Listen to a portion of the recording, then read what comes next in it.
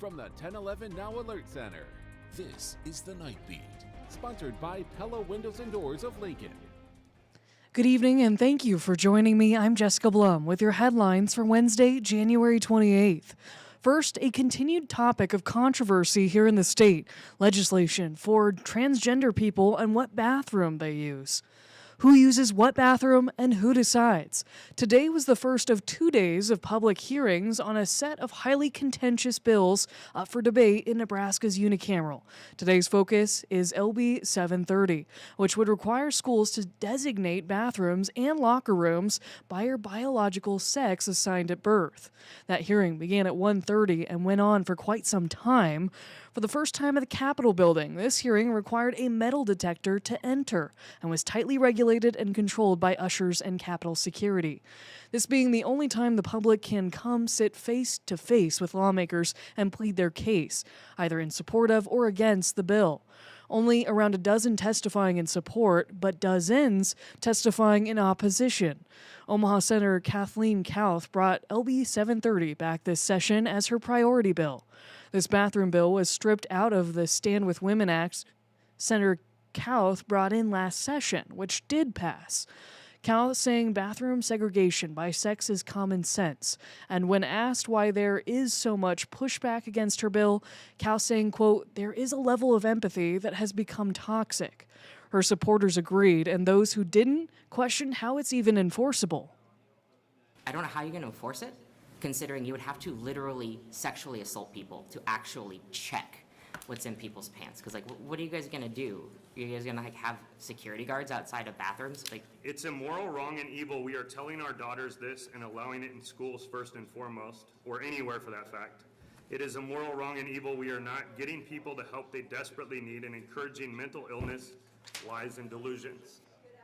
Kauth's bill is not an outlier in American politics. There are more than 600 similar bills across 36 states. The dozens testifying against Kauth's bill today say the bill is overtly working to eradicate trans people. One woman began her testimony by saying, quote, "I can't believe we're back here again." Multiple opponents reiterating it's not always possible to know someone is trans, adding Kauth's bill ignores the lived experience of the community. A.T. Miller out of Nebraska even saying, quote, "When we are doing our business, it's nobody's business, especially the state." If you remember, Senator Merv Reapy of Ralston was the no vote on this bill last year, and he's told 1011 recently he still doesn't support it, saying he didn't sign up to be the, quote, "state potty patrol." This hearing ongoing for several hours with 1011 there for the duration to bring you the latest at 10 p.m. Former State Senator Dan McEwen has requested the Attorney General's office to review and investigate a $2.5 million no-bid bioeconomy contract. That contract was recently flagged by Nebraska Auditor of Public Accounts. This comes after public reporting done by the Nebraska Examiner and audit findings that raise concern about possible favoritism. McEwen submitted this request as a citizen. He resigned from his position with the legislature earlier this month after a push for his expulsion due to a misdemeanor public indecency charge he is facing. In McEwen's letter, he asks the AG's office to review the findings and determine if there is any criminal or regulatory violations and to take any appropriate action to protect Nebraska taxpayers. The sixth grade teacher accused of having an inappropriate relationship with a former student had his first court hearing today. 26-year-old Cody Pester was charged with sexual abuse by a school employee. If convicted, he could face up to 20 years behind bars. At the hearing, Pester's lawyer said the relationship with a former Palmyra student was consensual, despite the Nebraska law prohibiting a relationship with former students 90 days after graduation.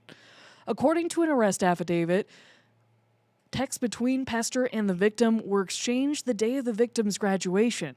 The sheriff's office confirmed the texts were romantic in nature. The judge set Pester's bond at $100,000. He is not allowed to contact the victim or attend any school events. His next court date is March 9th. There's not many industries that have exploded in recent popularity like sports betting, with ads for apps to place a wager on who you think will win the big game almost seeming to be around every corner. Here in Nebraska, though lawmakers have tried to legalize it before, mobile gambling isn't yet allowed. But even without the most popular option available, the industry is thriving in Nebraska more and more each year. Since Nebraska's first casino opened in 2022, the industry has been a huge boost in money brought in each year. The story has no different in 2025, after Nebraska's 5 casinos increased revenue by over $100 million year over year. Across locations in Omaha, Lincoln, Grand Island, Columbus, and Ogallala, the Nebraska Racing and Gaming Commission reported a combined $261 million brought in last year. That far surpasses the $145 million locations raked in throughout 2024 and nearly triples the total profits from 2023. The Warhorse location in Omaha is still the biggest moneymaker, with the Lincoln location a close second. Those two are responsible for a combined $177 million. We had over 1 million visitors just through the doors of this facility. I think people are just becoming accustomed to having casinos in the state. We have seen so much growth since '22 that every year we have just either opened a new facility or have kept increasing different phases. So you're going to see our numbers continue to grow that way. The Nebraska Racing and Gaming Commission collects a tax of 20% of those total profits, a large percentage of that then going to the state's property tax relief fund. In 2025, casino revenue contributed over $36 million towards it. Additionally, over $1 million of those tax dollars were invested into the Compulsive Gamblers Assistance Fund. And that portion of the industry, which provides help to those who need it, is now being looked at further by state lawmakers. A bill introduced on behalf of Governor Pillen last week proposes to eliminate the Nebraska Commission on Problem Gambling, implementing its services instead under the Department of Health and Human Services with less funding. Now to an investigation underway in central Nebraska. The Nebraska State Patrol is searching for answers after a body was found in a ditch in rural Adams County. The body was found in a ditch just north of Highway 6 and near Juniata. The patrol identified the body as 44-year-old Jeremy Troush of Roseland. His pickup truck was found nearby. The cause of death is unknown, but anyone with information is asked to call NSB investigators. On to some much lighter news. Every month during the school year, 1011 and Doane University honor an outstanding teacher with a Golden Apple Award. And to start 2026, we surprise a kindergarten teacher at Faith Lutheran School here in Lincoln. Jen Bartels says her classroom isn't just a classroom. It is a family. And you can tell from the love that's felt in the room between her kindergartners and these older church members. These adults play a big role, serving as letter buddies or pen pals and as adoptive grandparents. I have done that at other schools that I have been at, and I know the importance of building those intergenerational relationships.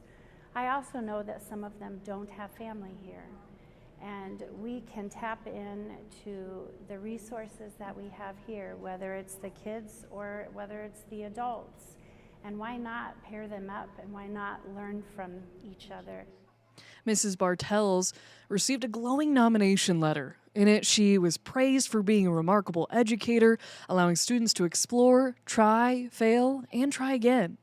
It said her ministry of presence is one of her greatest gifts. Tune in tonight at 10 when we present the Golden Apple to this heartfelt teacher. The Nebraska women return to action tonight. The Huskers hosting Northwestern. With a quick score update, that game just ended as we started Night Beat.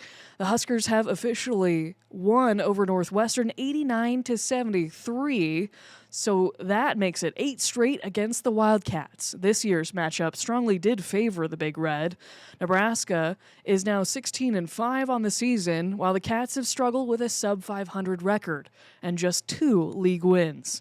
Beyond this game, though, Nebraska faces 3 straight ranked opponents, so tonight could build some momentum with a challenging February ahead. Every single game is a battle. Every single game is a fight. In my 10 years in the Big Ten Conference, I don't know that it's ever been this competitive top to bottom. In terms of our league and just how tough it is this season, it's all kind of bunched in the middle right now. So just taking each game as it is and trying to separate from the rest.